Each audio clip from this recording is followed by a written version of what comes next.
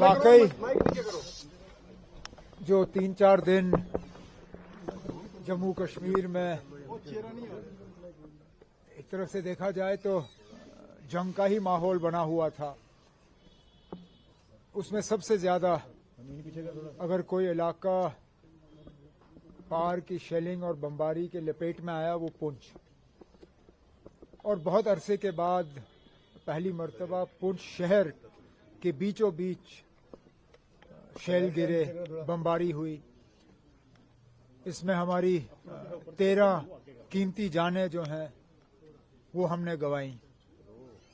आज यहाँ पे आने का मेरा मकसद, पहले तो मैंने कोशिश की कि उन घरों में कम से कम मैं पहुंचूं जहां ये सबसे बड़ा सामया पेश आया। उसके बाद यहाँ की सिविल सोसाइटी से मेरी मुलाकात हुई और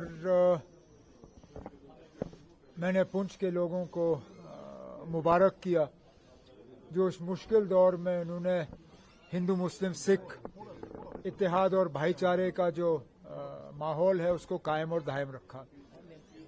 अब आगे जाके दोबारा अगर इस तरह के हालात बने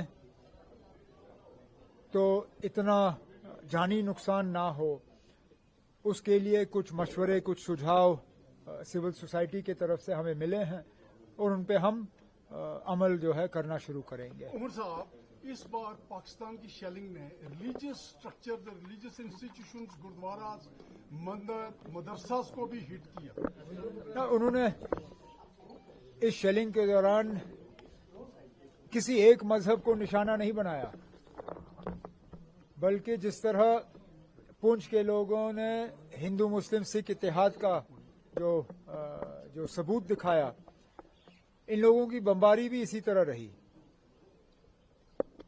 गुरुद्वारों के नजदीक, मंदिरों के नजदीक, हमारे मदरसों और दरगाहों के नजदीक अंधाधुंध इनकी फायरिंग रही। अब चलिए वो किस तरह इसको समझा पाएंगे, मुझे पाकिस्तान की आर्मी ने यह कहा, पाकिस्तान की आर्मी हम भरोसा कर सकते हैं। अब उनकी नीयत, अब मेरे पास कौन सी ऐसी जादू की छड़ी है कि मैं उस छड़ी का इस्तेमाल करके उनकी नीयत के बारे में आपको जवाब दे सकूं। उनकी नीयत क्या है क्या नहीं है वो तो वही कह सकते हैं।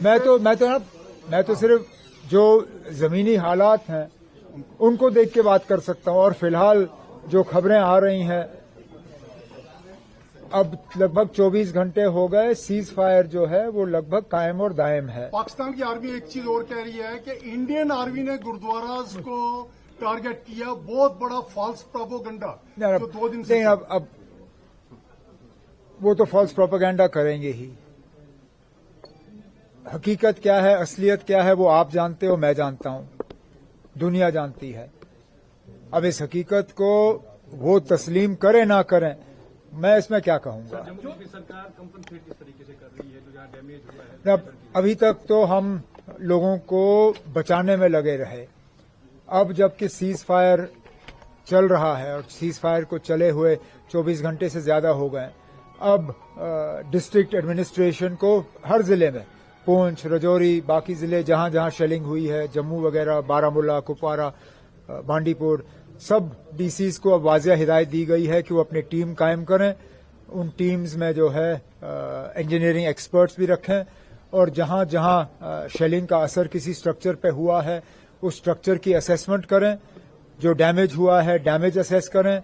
डैमेज असेसमेंट के बाद एक बाज़ाब्ता एक परफॉर्मा के तहत इन्हें हम मुआवजा दे देंगे। जो लोग माइग्रेंट हो गए, यहाँ से चले गए, उनके लिए क्या कहेंगे? उनको तो अब कोशिश करनी चाहिए वापस आने की। जाहिर सी बात है, लगभग 80-90% पुंछ शहर जो अभी खाली है वो तब गए जब यहाँ शेलिंग हो रही थी।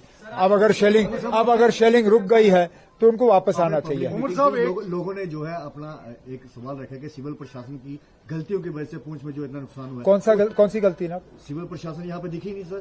क्या बात कर रहे हो ना आप? नहीं, अब ये आपके, मैं माफी चाहता हूँ ना, सिविल मैंने वीडियो कॉन्फ्रेंसिंग के दौरान अपने डीसी और बाकी अफसरों से बात की जनाब, उनके पीछे गोलाबारी की आवाज मैंने सुनी। सर वो सुप्रीम कोर्ट में नहीं ना, मैं सुरनकोट और पुंछ का फर्क जानता हूँ ना। सिविल एडमिनिस्ट्रेशन ने काम किया, आपको सीएमओ, एसपी, डीसी ये लोग चलते रहे, लेकिन आप थोड़ा मैंने अभी मैंने अभी सिविल सोसाइटी की मीटिंग की, एक ने भी ये नहीं कहा कि डीसी या कोई आला अफसर जो है वो पुंछ छोड़ के किसी और शहर में रहा था। अब ये गलत खबरें जो है आप लोगों की तरफ से फैलाई जाती हैं, तो ये बड़ा अफसोस की बात है। एक बात कहूंगा उमर साहब कि पीएम ने कल ये एक अलानिया डिक्लेयर कर दिया था, ये पूरा एक आउट स्पोकन वर्ड था कि पाकिस्तान की गवर्नमेंट दो चीजों पे अगर अमल करेगी कि टेररिस्ट कैंप्स को हमें अलाउ करे, उनको डिस्ट्रॉय करना है या पीओके दे, तो आप बतौर मैंने ये बयान नहीं सुना ना। Thank you sir.